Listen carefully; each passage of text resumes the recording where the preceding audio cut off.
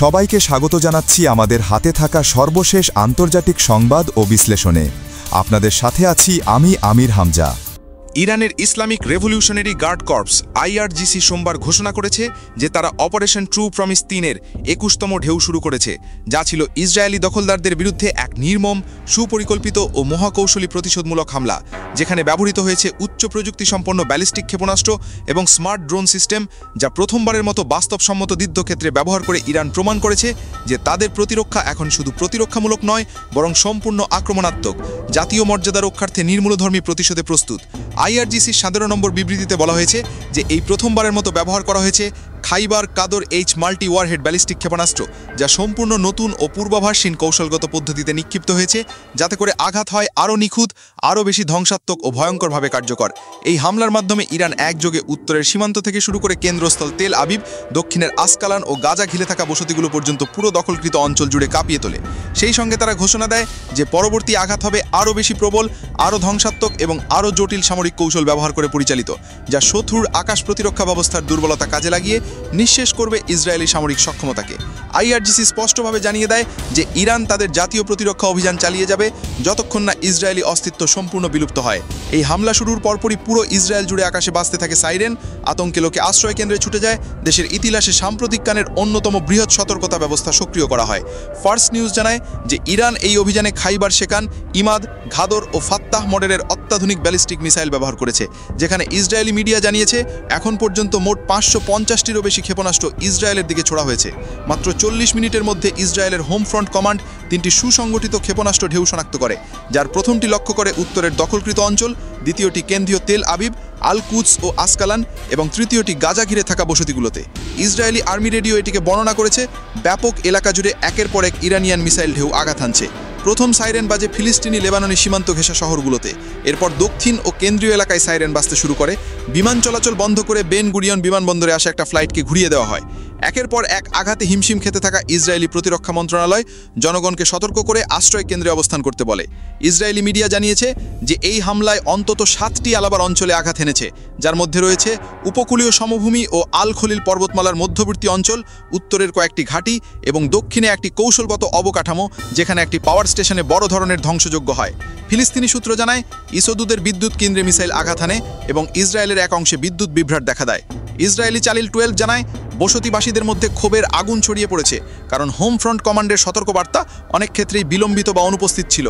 Israeli সেনাদের অনলাইনে ছড়িয়ে পড়া এক ভিডিওতে দেখা যায় তারা সাইরেন বাজতেই ব্রিজের নিচে লুকিয়ে পড়েছে। সেই সঙ্গে বিদ্যুৎ কোম্পানি জানিয়েছে যে দক্ষিণাঞ্চলের একাধিক শহরে বিদ্যুৎ বিচ্ছিন্ন হয়ে পড়েছে। নিরাপত্তা বাহিনীর সঙ্গে সমন্বয় করে মেরামত কাজ শুরু হয়েছে। ৮,০০০-এরও বেশি পরিবার বিদ্যুৎহীন হয়ে পড়েছেন বলে জানিয়েছেন জ্বালানি মন্ত্রী। ইসদুদের আশপাশে পুনরায় সাইরেন বাজতে শুরু করে। ইসরায়েলি আইনসভা কনফারেন্স কার্যক্রম স্থগিত করে এমপিদের আশ্রয় কেন্দ্রে সরিয়ে নেওয়া হয়। এদিকে ইসরায়েলি সামরিক বাহিনী জানিয়েছে তারা আকাশ প্রতিরক্ষা ব্যবস্থা সক্রিয় করেছে, তবে এত বেশি পরিমাণ এবং ধারাবাহিক ঢেউয়ের কারণে প্রতিরক্ষা প্রক্রিয়া কার্যত অকার্যকর হয়ে পড়েছে। একে একাধিক ধাপে পরিচালিত বহুমুখী আঘাত হিসেবে উল্লেখ করা হয়েছে, যেখানে প্রতিটি ধাপই ছিল সুসংগঠিত এবং নির্দিষ্ট লক্ষ্যভিত্তিক। সামরিক বিশ্লেষকেরা বলছেন ইরান এই হামলার মাধ্যমে যুদ্ধের ব্যাকরণ বদলে দিয়েছে। কৌশলগতভাবে তারা ইসরায়েলি প্রতিরক্ষা ব্যবস্থাকে অকার্যকর প্রমাণ করেছে এবং একযোগে জনমনে বিভীষিকা সৃষ্টি করেছে, যেখানে প্রতিটি ঘন্টা, প্রতিটি অঞ্চল নতুনভাবে হতভম্ব হয়ে যাচ্ছে। নিরাপত্তা বলতে কিছুই নেই। এই হামলার পরিণতিতে কেবল যে বিদ্যুৎহীনতা বা শারীরিক ক্ষয়ক্ষতি হয়েছে তাই নয়, বরং সমগ্র ইসরায়েলি রাষ্ট্র ব্যবস্থার অস্তিত্বই প্রশ্নবিচিত্ত হয়েছে। যখন সংসদ সদস্য পর্যন্ত আশ্রয় কেন্দ্রে পালাতে বাধ্য হন, তখন সেটি স্পষ্ট করে দেয় যে যুদ্ধ এখন আর সীমান্তের বাইরে নয়, বরং ইসরায়েলের মেরুদণ্ডে আঘাত গেছে। আর এই বার্তা দিয়ে ইরান বিশ্বকে দেখিয়ে দিয়েছে যে তারা এখন আর প্রতিক্রিয়াশীল শক্তি নয়, বরং আক্রমণাত্মক নেতৃত্বের ভূমিকায়। এবং এই হামলার মাধ্যমে মধ্যপ্রাচ্যের ভূ রাজনৈতিক সমীকরণ পুরোপুরি পাল্টে যাওয়ার ইঙ্গিত স্পষ্ট হয়ে উঠেছে। এদিকে ইসরায়েলি দখলদার বাহিনী সোমবার আনুষ্ঠানিকভাবে স্বীকার করেছে যে হাইফায় আঘাত হানা ক্ষেপণাস্ত্রটি কোনো ভুলবশত ছোড়া ইসরায়েলি ইন্টারসেপ্টরের ফল নয়, বরং সরাসরি ইরান থেকে উৎক্ষেপণকৃত একটি উন্নত ব্যালিস্টিক মিসাইল, যা ইসরায়েলের আকাশ প্রতিরক্ষা ব্যবস্থাকে সম্পূর্ণ ফাঁকি দিয়ে নির্ভুলভাবে হাইফার নিম্নাঞ্চলে বিস্ফোরিত হয়েছে এবং ব্যাপক ক্ষয়ক্ষতি ডেকে এনেছে। এ নিয়ে ইসরায়েলি বিমান বাহিনী এবং হোম ফ্রন্ট কমান্ডের যৌথ অভ্যন্তরীণ তদন্তে নিশ্চিতভাবে বলা হয়েছে যে এই হামলা শনাক্তে প্রযুক্তিগত ত্রুটি ছিল মূল কারণ ওই মিসাইলটির ওয়ারহেড মাঝপথের গঠন থেকে আলাদা হয়ে যায়। এর ফলে ক্ষেপণাস্ত্রের দেহাংশ রাডারে ধরা পড়লেও প্রকৃত ধ্বংসাত্মক অংশ অর্থাৎ ওয়ারহেডকে শনাক্ত করতে ব্যর্থ হয় ইসরায়েলের প্রতিরক্ষা রাডার সিস্টেম। আর তাই সাইরেন বাজিনি, ইন্টারসেপ্টরও ছোড়া হয়নি এবং মানুষকে কোনো আগাম সতর্কতা না দিয়ে সরাসরি শহরের প্রাণকেন্দ্রে আঘাত হানে ইরানি মিসাইল, যা ইসরায়েলি প্রতিরক্ষা ব্যবস্থার ভয়াবহ ব্যর্থতা তুলে ধরে। এদিকে ওয়াল স্ট্রিট জার্নালের এক প্রতিবেদনে প্রকাশ পায় যে ইসরায়েল দ্রুত গতিতে তাদের অ্যারো 3 ইন্টারসেপ্টর মিসাইলের মজুদ খরচ করে ফেলছে, যা তাদের দীর্ঘ পাল্লার প্রতিরক্ষা ব্যবস্থার ভিত্তি হিসেবে পরিচিত। এবং এই ক্রমাগত ইরানীয় হামলার মুখে পড়ে আমেরিকা হন্যে হয়ে নতুন প্রতিরক্ষা ব্যবস্থা সরবরাহে তৎপর হয়েছে, কারণ ইসরায়েল এখন এককভাবে এই হামলা ঠেকাতে সক্ষম নয়। এই প্রেক্ষাপটে যুক্তরাষ্ট্র পূর্ব ভূমধ্যসাগরে আরও একটি নৌবাহিনীর ডেস্ট্রয়ার পাঠিয়েছে, যাতে করে ইরান থেকে নিক্ষিপ্ত ক্ষেপণাস্ত্র আকাশে ধ্বংস করা যায়। বিশেষজ্ঞ তিমুর কাদিশেভ বলেন, যদি অ্যারো 3 না থাকে তাহলে ক্ষেপণাস্ত্র ধ্বংস করা অত্যন্ত জটিল, কারণ তখন শেষ পর্যায়ে মাত্র কয়েক সেকেন্ডের মধ্যে প্রতিক্রিয়া জানাতে হয়। বর্তমানে মার্কিন যুদ্ধজাহাজগুলো, যেগুলো SM-2, SM-3 ও SM-6 ইন্টারসেপ্টর মিসাইল দিয়ে সজ্জিত, তারা ফিলিস্তিন উপকূল এবং রেড সিতে মোতায়েন রয়েছে।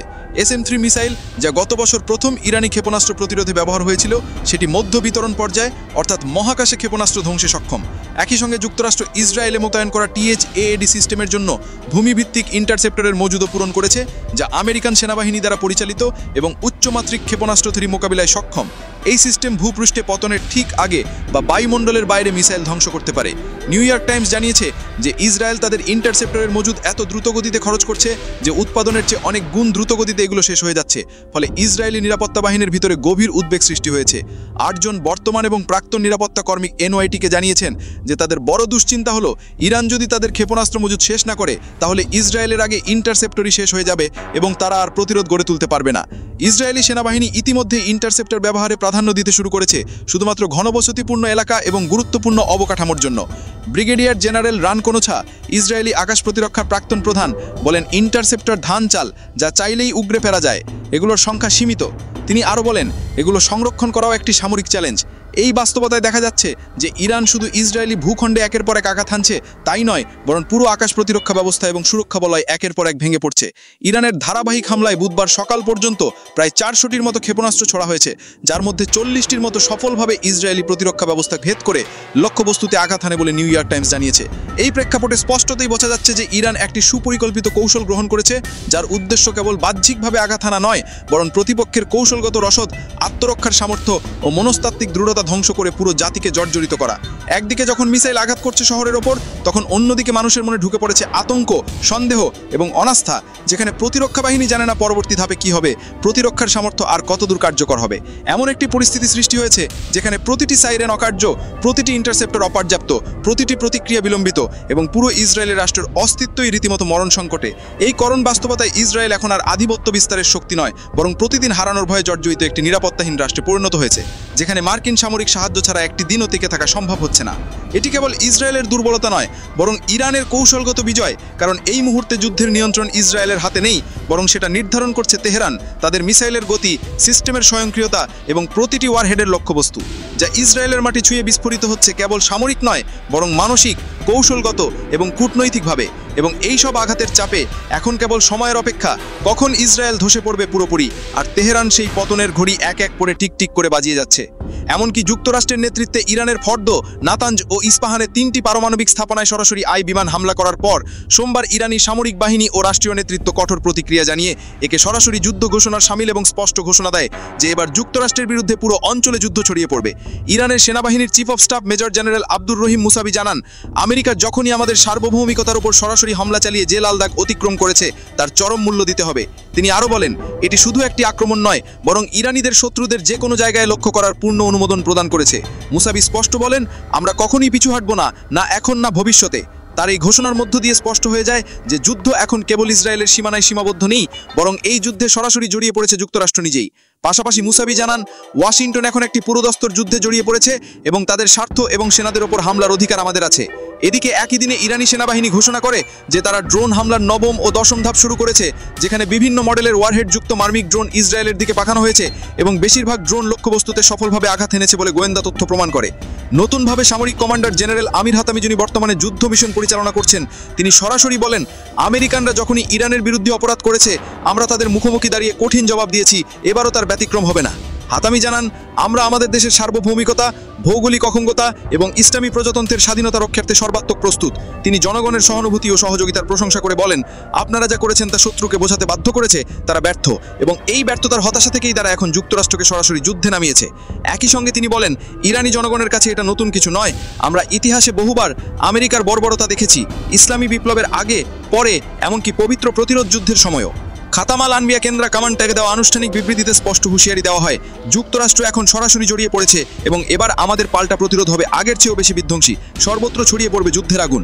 এই ঘোষণায় বলা হয়, আমেরিকা তাদের অপরাধের মাধ্যমে আমাদের পবিত্র ভূখণ্ডে হামলা চালিয়ে ইরানের সার্বভৌমিকতায় হস্তক্ষেপ করেছে। এখন থেকে যুক্তরাষ্ট্রের সব সামরিক ঘাঁটি, স্থাপনা ও স্বার্থ আমাদের লৌহ্যবত্তর তালিকায় যুক্ত হয়েছে। তারা বলে, এই হামলার মাধ্যমে তারা মরতে বসা ইসরায়েলি দখলদার সরকারকে বাঁচাতে চেয়েছিল, কিন্তু এর পরিবর্তে তারা ইরানের আঘাতকে আরও জ্বালানি দিয়েছে। তারা যুক্তরাষ্ট্রকে সরাসরি হুঁশিয়ারি দেয় যে এই হামলার পড়ার সময় তোমাদের অনুকূলে নেই। ইসলামের যোদ্ধারা এমন আঘাত দেবে যার পরিণতি হবে ভয়ানক, তীব্র এবং অপ্রত্যাশিত। অন্যদিকে ইরানি বিমান প্রতিরক্ষা বাহিনী সোমবার রাতেই অন্তত 5টি ড্রোন সফলভাবে গুলি করে নামিয়েছে, যার মধ্যে একটি ছিল ইসরায়েলের হারমেস 900 ড্রোন। আল মায়াদিনের সূত্র জানায়, পশ্চিম ইরানেও আরও 4টি ড্রোন ধ্বংস করা হয়েছে। এই ঘটনাগুলো ঘটে ঠিক ওই সময়ে যখন আমেরিকা ও ইসরায়েল যৌথভাবে ইরানের সবচেয়ে সংবেদনশীল পারমাণবিক স্থাপনার উপর হঠাৎ আক্রমণ চালায়। এটি শুধু ইরান নয়, বরং গোটা মধ্যপ্রাচ্যে যুদ্ধ ছড়িয়ে দেওয়ার জন্য এক বিপজ্জনক পদক্ষেপ, যা এখন শুধু সামরিক সংঘাত নয়,